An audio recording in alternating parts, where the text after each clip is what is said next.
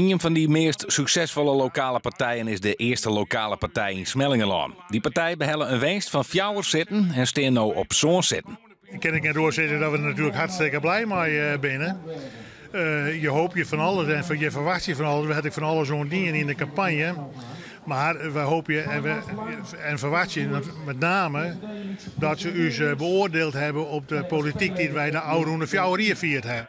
In de gemeente Achtkarspelen had de PVV een historische zit pakt. Het is de eerste zit van de PVV in een gemeente in Friesland. Al is fractievoorzitter Harry Graansma licht teleurgesteld. We hebben toch wel hoop op wat meer. We hebben van tevoren moeilijk pijlen op te trekken. We zijn het kan niet worden, maar het zoen ik wil 3-4 worden en dan hoop je op het laatste. De FNP had het net goed in. De partij wie daar aan de jaren de grootste in de Frieske marren, maar verleer 4 van het 10 zitten.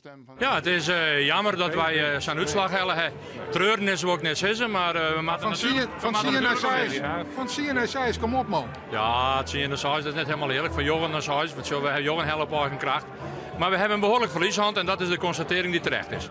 Naast de gemeenteraadsverkiezing konden we ook nog stemmen over de sleepwet. Het gros van de Friezen had gestemd bij het riaand referendum. Van alle 20 Friese gemeenten waren er in maar 4 meer vaststemmers als 10 stemmers.